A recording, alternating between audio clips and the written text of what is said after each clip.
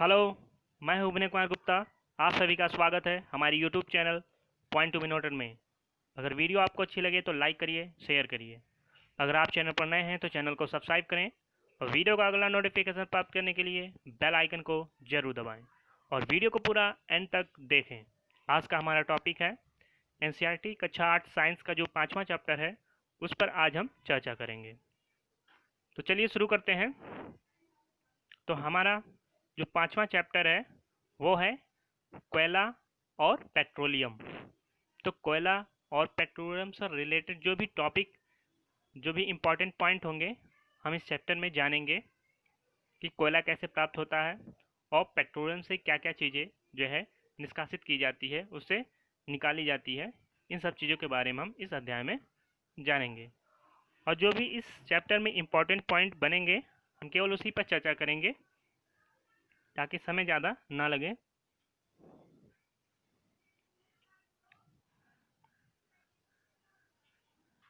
तो यहाँ पर दिया है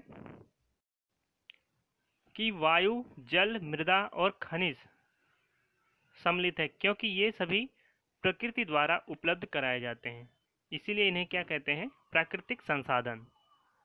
तो ये प्रकृति द्वारा उपलब्ध है, चाहे वायु हो, जल हो, मृदा हो या खनिज हो, तो ये प्रकृति के द्वारा उपलब्ध कराए जाते हैं, इसीलिए इन्हें हमें क्या कहते हैं? प्राकृतिक संसाधन। तो प्राकृतिक संसाधन आप समझ गए होंगे, जो प्रकृति के द्वारा उपलब्ध होते हैं, कराए जाते हैं, वो प्राकृतिक संसाधन कहलाते हैं। जैसे वायु, जल, मृदा और खनिज के अंतर्गत बहुत सारी चीजें आती हैं जो हम आगे जानेंगे।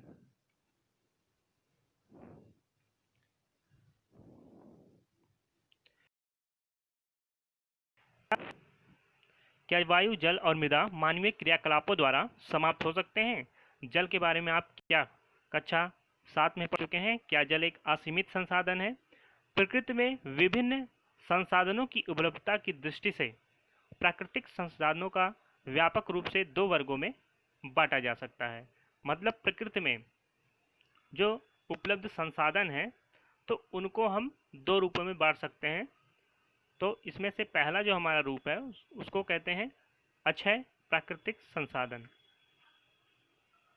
मतलब जिसका क्षय ना हो, उसकी मात्रा जो है असीमित हो, तो उसको हम बोलते हैं अक्षय प्राकृतिक संसाधन। और दूसरा है समाप्त होने वाले प्राकृतिक संसाधन। मतलब इनको हम अगर उपयोग करते हैं और वो एक समय बाद समाप्त होने की स्थिति में आ जाते हैं तो इन्हें हम क्या कहते हैं? समाप्त होने वाले प्राकृतिक संसाधन बोलते हैं। तो पहला हमारा है अक्षय प्राकृतिक संसाधन। तो इस बार देखते हैं, ये प्रकृति में असीमित मात्रा में उपस्थित है। तो ये ध्यान देने वाली बात है कि जो अक्षय प्राकृतिक संसाधन होता है वो असीमित मात्रा में उपस्थित होता है प्रकृति में और मानवीय क्रियाकलापों से समाप्त होने वाली नहीं है। तो इसीलिए इसका नाम रखा गया अक्षय प्राकृतिक संसाधन, क्योंकि ये कभी समाप्त नहीं होने वाली है।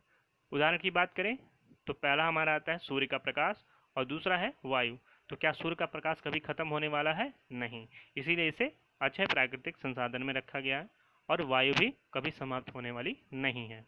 तो आप समझ गए होंगे अक्षय प्राकृतिक संसाधन क्या है। अगला है समाप्त होने वाले प्राकृतिक संसाधन। तो प्रकृति में इन स्रोतों की मात्रा जो है सीमित है। तो ऐसे प्राकृतिक संसाधन जिनके स्रोतों की मात्रा क्या है? सीमित है, ये मानवीय क्रियाकलापों द्वारा समाप्त हो सकते हैं। इन संसाधनों के क्या उदाहरण हैं? वन। तो वन अगर आप इस टाइम देख रहे होंगे इस समय कि किस तरह जो है वनों को काटा जा रहा है और वन से लकड़ियाँ प्राप्त की जाती है, उनसे फर्नीचर बनाए जाते हैं।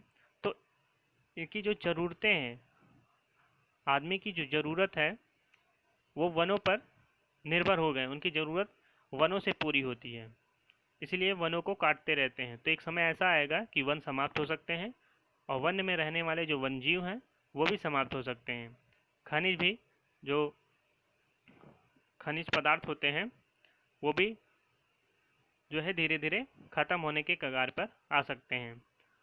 कोयला, पेट्रोलियम, प्राकृतिक गैस, तो ये सभी जो है धरातल से निकाले जाते हैं और ये सीमित मात्रा में उपलब्ध हैं धरातल के अंदर, या कह सकते हैं इसके पृथ्वी के भूगर्भ में ये जो कोयला, पेट्रोलियम, प्राकृतिक गैस उपलब्ध हैं, तो ये सीमित मात्रा में है।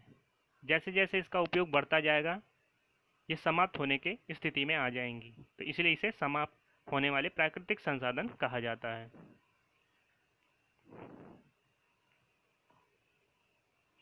फिर आगे बढ़ते हैं, तो जो इसमें इम्पोर्टेंट हो गया उसी पर हम बात करेंगे। फालतू चीज़ें पढ़ेंगे तो ज़्यादा टाइम लगेगा। तो इस अध्याय में हम क्या जानेंगे?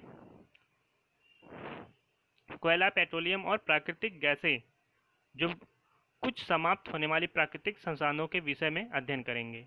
इनका निर्माण सजीव प्राणियों के मृत शरीर या जीवाश्म उन्हें बोलते हैं से होता है, अतः इन्हें जीवाश्मी ईंधन भी कहते हैं। तो जो मृत अवशेष होते हैं, चाहे वो मृत पेड़ पौधे हों, मृत जीव जंतु हो, तो वो जब पृथ्वी के नीचे दब जाते हैं तो दाब, ताप और रासायनिक अभिक्रिया के द्वारा ये इन्हीं चीज़ों में परिवर्तित हो जाते हैं, जो पेट्रोलियम हम बोलते हैं। इन्हें जीवाश्मी ईंधन भी बोलते हैं, क्योंकि ये जीवाश्मों के शेष होते हैं, अवशेष होते हैं, जीवों के अवशेष होते हैं, इसीलिए जीवाश्म बोलते हैं इन्हें।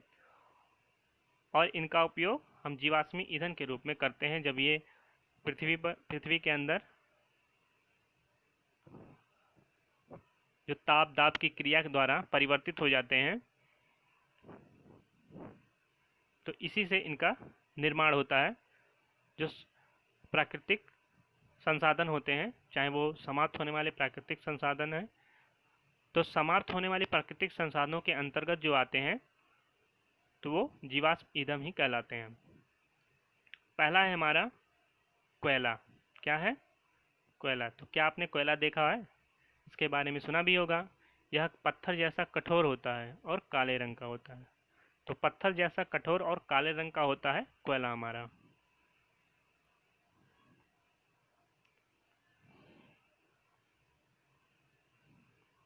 देख रहे हैं आप, फिगर में देख सकते हैं कैसे है कोयला।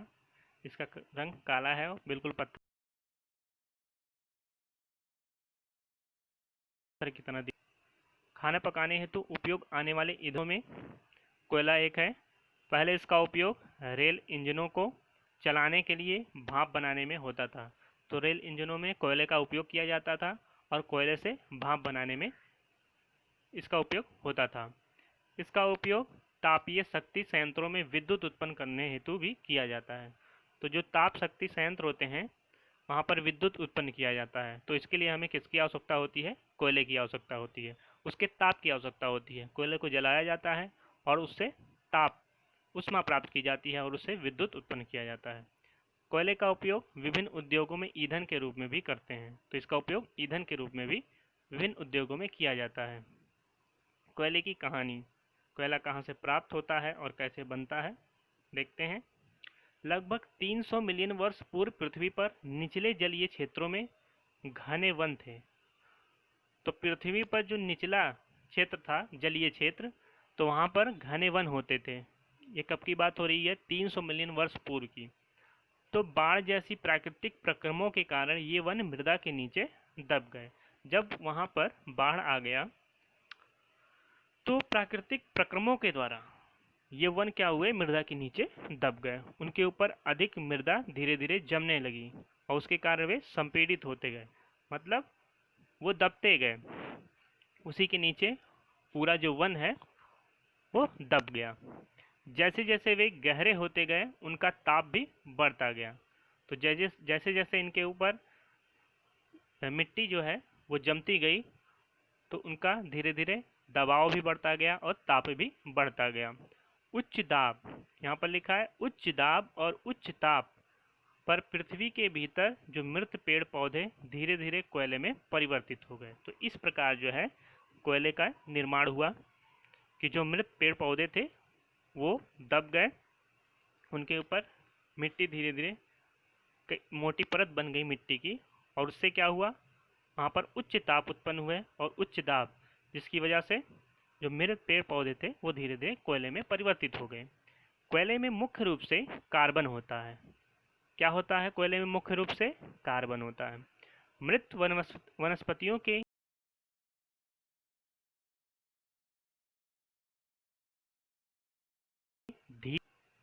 तो इसको आप नोट कर सकते हैं। मृत वनस्पति के धीमे प्रक्रम द्वारा कोयले में परिवर्तन को कार्बनीकरण कहते हैं, क्योंकि यह वनस्पति के अवशेषों से बना है। अतः कोयले को जीवाश्म ईंधन भी कहते हैं। तो कोयले को क्या बोलते हैं? जीवाश्म ईंधन, क्योंकि ये मृत पेड़ पौधे या वनस्पतियों के अवशेषों से बने हैं, इसलिए इन्हें जीवाश्म ईंधन कहते हैं। तो चित्र में एक कोयले की खान दिखाया गया है, यहाँ देख रहे हैं आप, ये कोयले की खान है।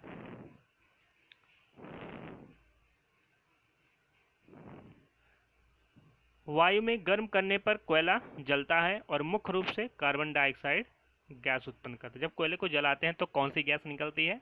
CO2 gas. कौन सी gas? CO2, carbon dioxide gas निकलती है। और जैसे जैसे कोयले को आप हवा देते हैं, वायु से मतलब वायु करते हैं या हवा करते हैं उसको, तो क्या होता है? वो और तेज़ी से जलने लगता है। आपने चाय की दुकान पर देखा होगा, जो कोयले का यूज़ करते हैं ईंधन के रूप में, तो वहाँ पर देखे होंगे कि वहाँ पर हवा मारते हैं किसी चीज़ से, तो क्या होता है? कोयला और तेज़ी से दहकता है, मतलब वो और तेज़ी से जलने लगता है। और उससे कौन सी गैस निकलती है? Carbon dioxide gas. उद्योगों में कोयले के प्रक्रम द्वारा कुछ उपयोगी उत्पाद प्राप्त किए जाते हैं। तो कोयले के प्रक्रम द्वारा कुछ उपयोगी पदार्थ प्राप्त किए जाते हैं, वो कौन से हैं? कोयले से कोक प्राप्त किया जाता है, कोलतार और कोयला गैस। ये तीन चीज़ें जो है कोयले के प्रक्रमण द्वारा, फिर से इनके द्वारा जो है कुछ प्रक्रियाएं की जाती हैं, जिससे कुछ अलग उत्पाद, उपयोगी उत्पाद प्राप्त होते हैं। वो कौन कौन से हैं? कोक, कोलतार और कोयला गैस है। पहला है हमारा कोक। अब कोक एक कठोर सरंध्र का लगभग शुद्ध रूप है। तो कार्बन का शुद्ध रूप है, लगभग कोक को माना जाता है कि कार्बन का लगभग शुद्ध रूप होता है। कोक का उपयोग इस्पात के औद्योगिक निर्माण और बहुत से धातुओं के निष्कर्षण में किया जाता है। तो धातुओं को निकालने के लिए कोक का उपयोग किया जाता है। कह सकते हैं कि जो अयस्क होते हैं उसमें से धातुओं को निकालने के लिए शायद कोक का प्रयोग किया जाता होगा, तभी यहाँ पे लिखा है कि बहुत से धातुओं के निष्कर्षण में किया जाता है। अगला है कोलतार। कोलतार से तो सभी परिचित हैं। यह एक अप्रिय गंध वाला काला गाढ़ा द्रव होता है। इसकी गंध अप्रिय होती है, मतलब अच्छी नहीं होती है गंध, और एक काला गाढ़ा द्रव होता है। तो आप जब सड़क बनते हुए देखे होंगे कि जब वहाँ पर जो है सड़क पर गिट्टी बिछाई जाती है तो उसके ऊपर काला गाढ़ा द्रव डालते हैं उसको चिपकाने के लिए। तो वही क्या होता है? हमारा कोलतार होता है। गाढ़ा काला द्रव होता है। इसकी गंध बहुत अजीब होती है, अच्छी नहीं होती है गंध, इसलिए अप्रिय गंध बोला गया यहाँ पर। यह लगभग 200 पदार्थों का मिश्रण होता है। आप सोच सकते हैं कि ये कोलतार कितने पदार्थों का मिश्रण है? 200 पदार्थों का मिश्रण है। इसको याद करने वाली चीज़ है। ये बहुत कम लोग पढ़े होंगे कि कितने पदार्थों का मिश्रण है कोलतार। 200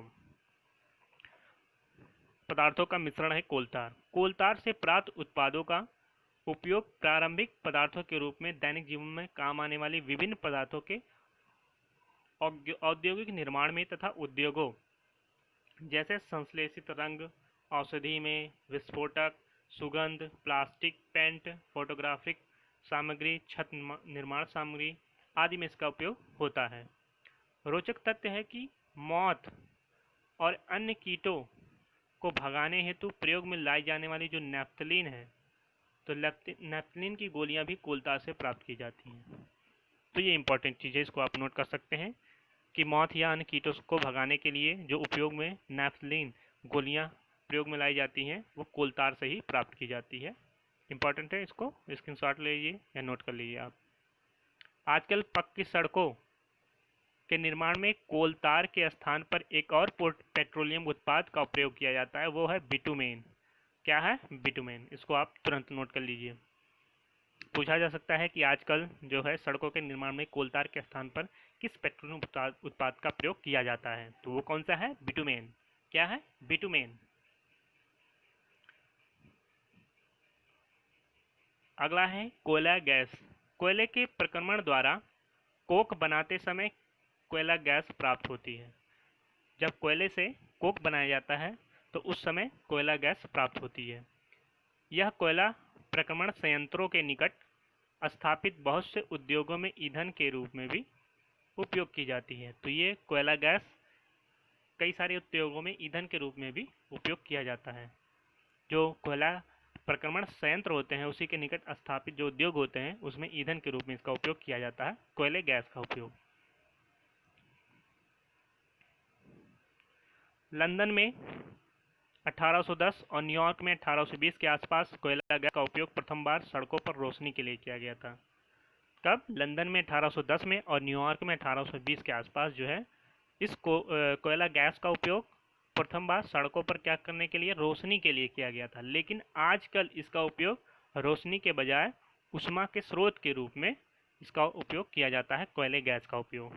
तो आजकल कोयला गैस का उपयोग किसके लिए किया जाता है? ऊष्मा के स्रोत के रूप में।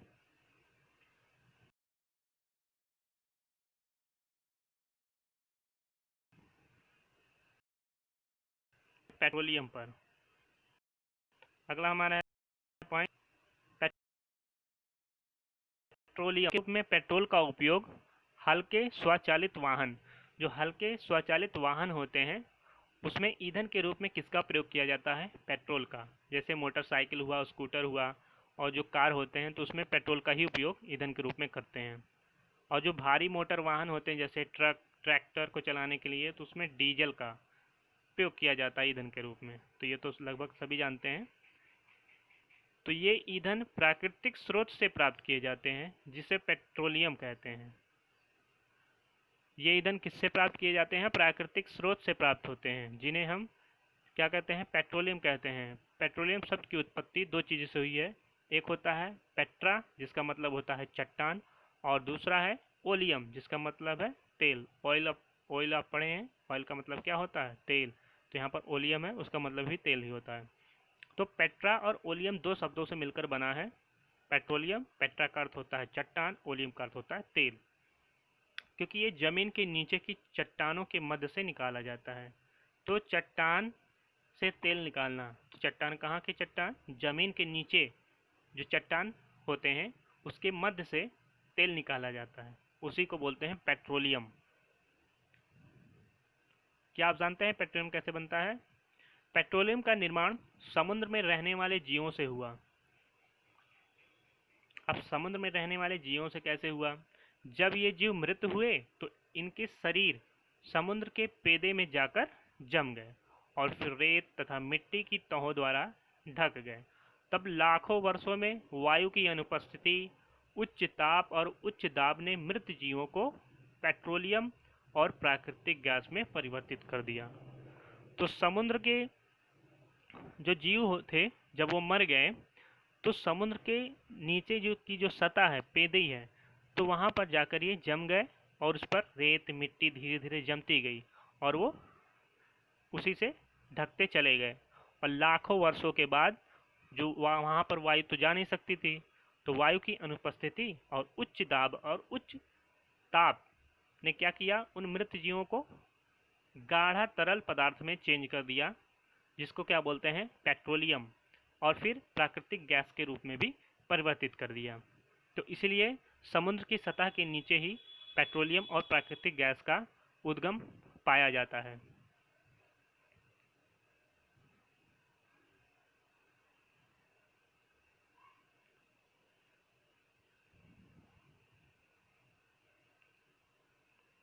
आप देख सकते हैं कि पेट्रोलियम तेल और गैस की परत जल की परत के ऊपर है। तो जो पेट्रोलियम तेल होता है वो जल की परत से हल्का होता है, इसलिए पेट्रोलियम तेल ऊपर होता है। याद करिए कि तेल और गैस जल से हल्के होते हैं और इसमें मिश्रित नहीं होते हैं। तो सभी जानते हैं ये जो तेल होता है वो जो पेट्रोलियम से तेल निकाले जाते हैं, चाहे वो पेट्रोल हो डीजल हो, तो ये जल से हल्के होते हैं। इसलिए जब आप जल में मिलाएंगे पेट्रोल को या डीजल को तो पेट्रोल हमेशा ऊपर रहेगा, जल के ऊपर रहेगा और ये दो परत बना लेंगी। एक पेट्रोल का अलग परत होगा, जल का अलग परत होगा। पेट्रोल का परत ऊपर होगा और जल का परत नीचे होगा। यहाँ पर इसका स्क्रीनशॉट ले लीजिए, इंपॉर्टेंट है, चीज दिया इसमें। विश्व का पहला तेल का कुआं कहाँ खोदा गया? अगर ऐसा क्वेश्चन आता है तो आप क्या कहेंगे? पेंसिल्वेनिया, अमेरिका में 1859 में ड्रिल द्वारा किया गया था। तो विश्व का पहला तेल का कुआं पेंसिल्वेनिया, अमेरिका में 1859 में प्रवेधित मतलब ड्रिल किया गया था, खोदा गया था। 8 वर्ष बाद 1867 1867 में असम के माकुम नामक स्थान पर तेल का पता चला। भारत में तेल जो है असम, गुजरात, बॉम्बे हाई और गोदावरी तथा कृष्णा नदियों के बेसिन में पाया जाता है। तो जो समुद्री तट पर स्थित स्थान होते हैं तो वहीं पर ज़्यादातर जो है तेल के कुएं या तेल वहीं पर प्राप्त हो सकता है, क्योंकि वो समुद्री क्षेत्र होता है। तो उसके तलहटी पर, उसके गर्भ में, समुद्र के नीचे जो है इसका उद्गम होता है पेट्रोलियम का। तो गुजरात भी लगभग समुद्र के किनारे बसा है। ये तटीय इलाके हैं, तटीय राज्य है गुजरात।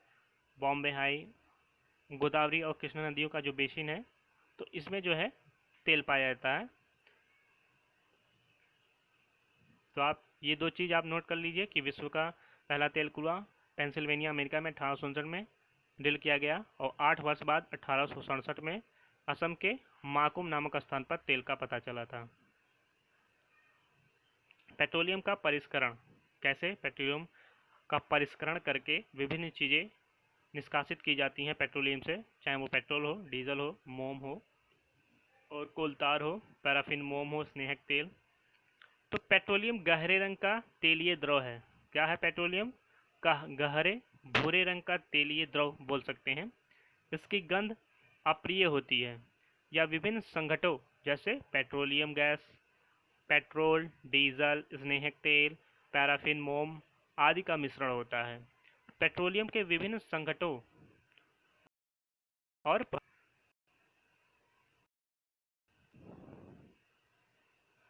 विभिन्न संघटों या प्रभाजकों को पृथक करने का प्रक्रम क्या कहलाता है? परिष्करण। तो पेट्रोलियम से उसके प्रभाजों को पृथक करने का प्रक्रम क्या कहलाता है? परिष्करण कहलाता है। यह कार्य पेट्रोलियम परिष्करणी किस में संपादित किया जाता है? एक यंत्र होता है जिसको क्या बोलते हैं? पेट्रोलियम परिष्करणी, जिसमें जो है पेट्रोलियम का परिष्करण किया जाता है। तो चित्र में दिखाया गया है, इसमें आप देख सकते हैं किस प्रकार है ये चित्र। ये पेट्रोलियम परिष्करणी है, यंत्र है पेट्रोलियम जो उसके अंदर कई सारे संघटक होते हैं उसको निष्कासित करने के लिए इसी संयंत्र का उपयोग किया जाता है। तो इस सारणी में जो है जो पेट्रोलियम के संघटक हैं उनका नाम यहाँ पर लिखा है, क्या उपयोग है वो भी इसमें लिखा है, जिसको बोलते हैं एलपीजी, लिक्विड पेट्रोलियम गैस। तो ये घरों में और उद्योगों में ईंधन के रूप में इसका उपयोग होता है, एलपीजी का, सभी जानते हैं ये।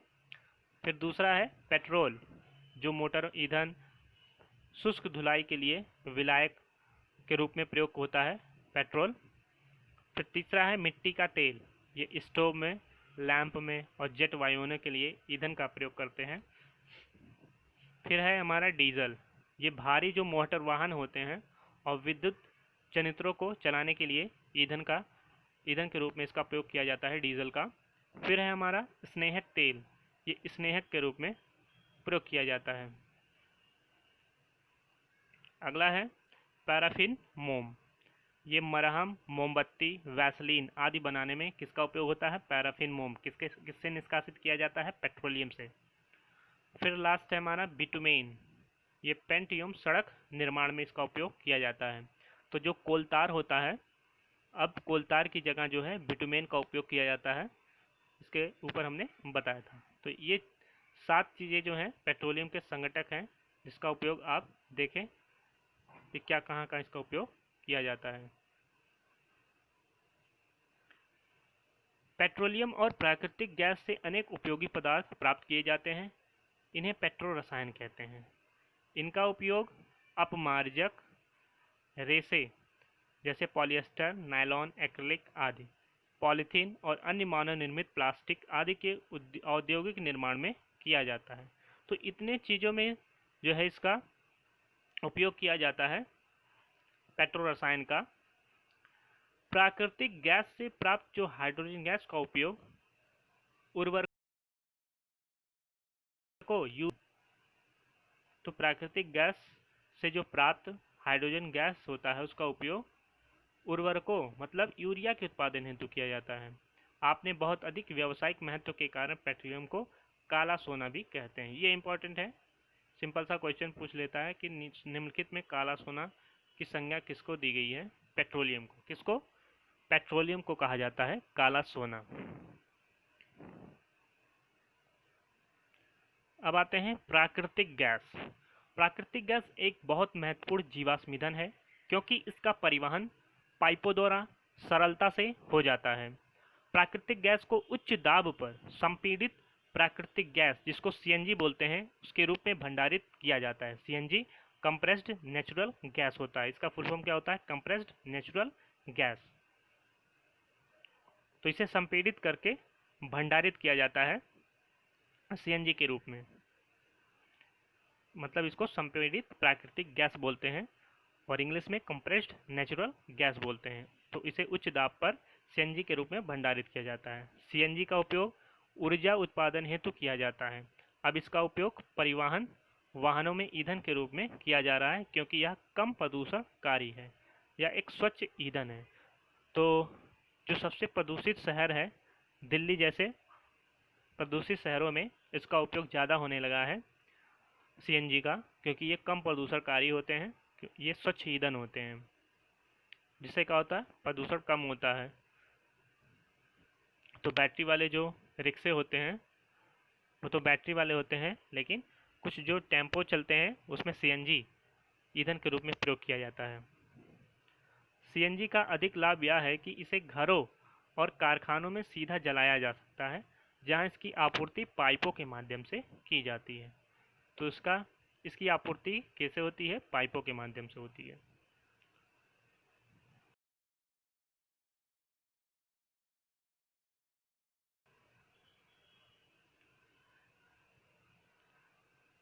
पाइपलाइनों का ऐसा जाल बड़ोदरा, गुजरात, दिल्ली के कुछ भागों और अन्य स्थानों पर उपलब्ध है। तो हमने बताया दिल्ली में भी इसका उपयोग ज़्यादा होता है, सीएनजी गैस का ज़्यादातर वाहनों में होता है इसका उपयोग। तो ये जाल के रूप में पाइपों के द्वारा बिछा होता है। प्राकृतिक गैस का उपयोग प्रारंभिक पदार्थ के रूप में बहुत से रसायनों और उर्वरकों के औद्योगिक निर्माण में किया जाता है। भारत में प्राकृतिक गैस के विशाल भंडार हैं। तो भारत में क्या है? प्राकृतिक गैस के बहुत ही विशाल भंडार हैं। हमारे देश में प्राकृतिक गैस त्रिपुरा, राजस्थान, महाराष्ट्र, कृष्णा गोदावरी डेल्टा में पाई जाती है। तो हमारे देश में प्राकृतिक गैस कहाँ कहाँ पाई जाती है? त्रिपुरा, राजस्थान, महाराष्ट्र, कृष्णा गोदावरी डेल्टा में। तो इसको आप नोट कर लीजिए। क्या प्रयोगशाला में मृत जीवों से कोयला, पेट्रोलियम और प्राकृतिक गैस बनाई जाती है? नहीं, बिल्कुल नहीं। प्रयोगशाला में हम नहीं बना सकते हैं, नहीं। बनने की परिस्थितियां प्रयोगशाला में उत्पन्न नहीं की जा सकती हैं।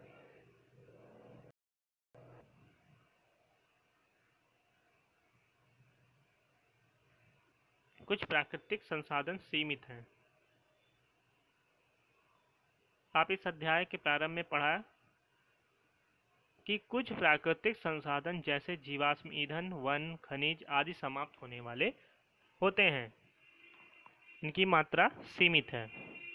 आप जानते हैं कि कोयला और पेट्रोलियम जीवाश्म ईंधन है।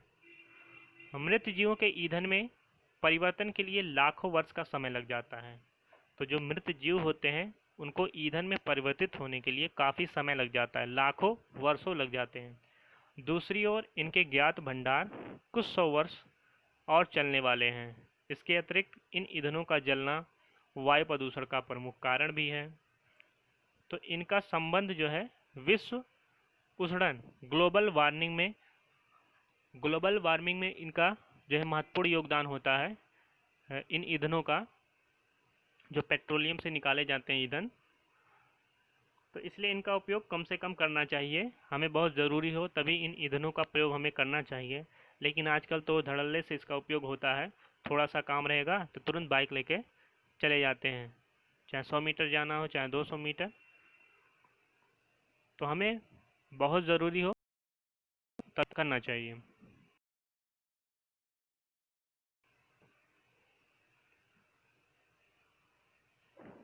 अतः यह आवश्यक है कि हम ईंधनों का उपयोग तभी करें जब नितांत आवश्यक हो। इसके परिणाम स्वरूप पर्यावरण बेहतर बनेगा, विश्व उष्णन का खतरा जो है वो कम रहेगा और ईंधनों की उपलब्धता जो है वो लंबे समय तक चलेगी। तो कम से कम हम उपयोग इसका करेंगे, जब बहुत ज़रूरत हो तभी इसका उपयोग करेंगे। तो ये लंबे समय तक इसका उपयोग हम कर सकते हैं इन ईंधनों का। और इन ईंधनों के जलने से क्या होता है, कार्बन डाइऑक्साइड की मात्रा ज़्यादा निकलती है और कार्बन मोनोऑक्साइड भी निकलता है। तो कार्बन डाइऑक्साइड की वजह से जो है वायुमंडल का ताप जो है वो धीरे धीरे बढ़ता जाता है और जिसकी वजह से ग्लोबल वार्मिंग बढ़ती है। इसी को विश्व उष्णन बोलते हैं। भारत में पेट्रोलियम संरक्षण अनुसंधान संघ (PCRA) लोगों को सलाह देती है कि गाड़ी चलाते समय किस प्रकार पेट्रोल डीजल बचाए जाते हैं। अब यहाँ पर PCRA दिया है, इसका मतलब है पेट्रोलियम संरक्षण अनुसंधान संघ। तो पेट्रोलियम कंजर्वेशन रिसर्च एसोसिएशन बोला जाता है इसको। पी से क्या होता है पेट्रोलियम, सी से क्या होता है कंजर्वेशन, आर से क्या होता है रिसर्च और ए से क्या होता है एसोसिएशन।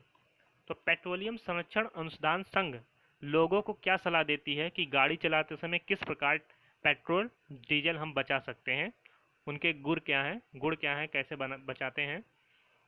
जहाँ तक संभव हो गाड़ी समान और मध्यम गति से चलाइए।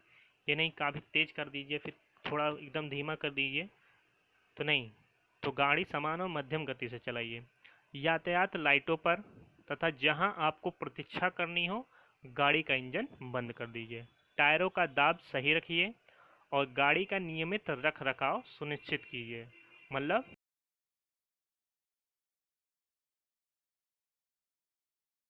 गाड़ी खपत होगी वो कम होगी।